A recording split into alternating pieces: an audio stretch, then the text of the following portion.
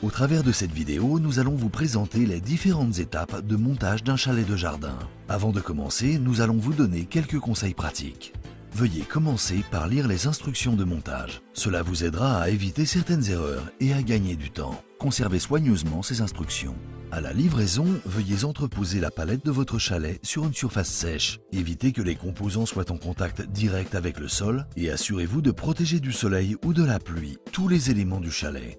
Comptez au minimum 2 personnes pour monter le chalet. Veillez à respecter des règles de sécurité et gardez les enfants éloignés du lieu d'implantation du chalet tout au long du montage. Vous devez commencer le montage par la préparation de fondations solides, de niveau et adaptées à votre terrain afin d'assurer la longévité de votre chalet une fois assemblé. Nous vous recommandons plusieurs types de fondations pour nos chalets, semelles filantes, plots béton ou parpaing, voire une dalle de fondation. Avant de démarrer l'assemblage, vérifiez la présence de l'ensemble des composants en vous reportant à la nomenclature fournie avec le chalet. Veuillez regrouper les composants sur un seul plan et, si possible, disposez-les autour du lieu de montage dans l'ordre d'assemblage des éléments. Assurez-vous de la présence de toutes les pièces nécessaires et que rien ne manque ou ne soit endommagé.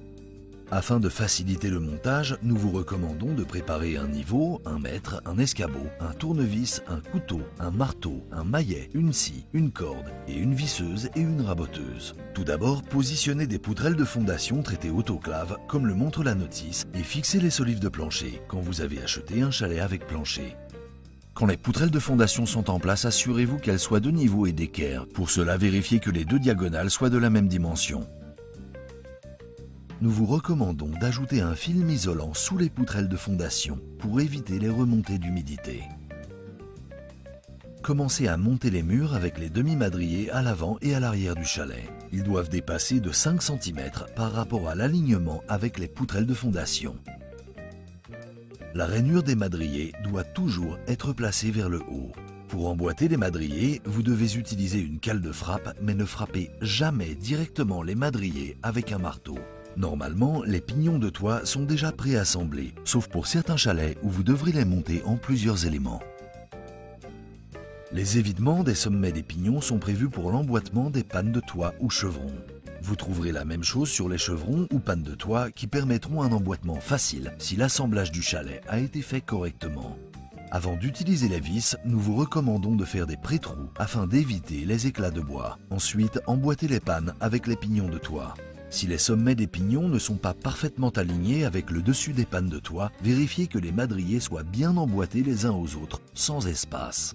Vous pouvez rééquilibrer en tapant le dessus avec un maillet et la cale de frappe ou en vissant ou en rabotant le dessus des pannes pour obtenir un alignement parfait. Utilisez les boulons de rallongement pour prolonger les tiges filetées et insérez-les dans le mur par le haut. Vissez l'écrou d'entraînement sur l'extrémité supérieure des tiges et glissez-les dans le mur en tapant dessus pour les enfoncer dans le mur. Utilisez l'écrou et la rondelle en bas de la tige et serrez. Si les murs devaient se tasser ou travailler, vous devrez ajuster le serrage du boulon. Si des lames bois anti-tempête sont fournies, alors assurez-vous de les fixer entre le madrier le plus bas et le pignon. Nous conseillons de poser les voliges de toiture en commençant par l'avant du chalet. Les voliges de toit doivent être fixés avec des clous sur le dessus des murs et à chaque panne de toit. Ne serrez pas trop les voliges de toit les unes aux autres. Laissez un espace d'1 ou 2 mm pour permettre au bois de travailler.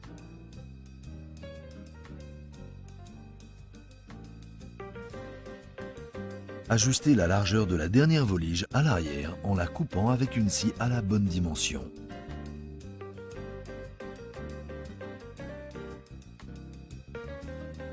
Montez la rambarde de terrasse de la même manière que vous emboîtez les murs.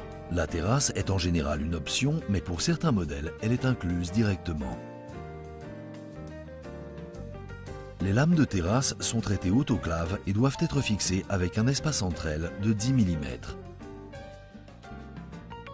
Si les entourages des portes et fenêtres ne sont pas livrés préassemblés, vous devez d'abord fixer l'entourage avec des menuiseries.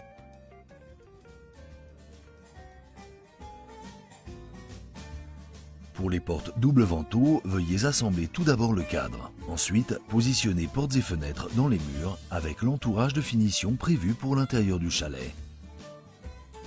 Ne vissez pas les portes ou les fenêtres au mur.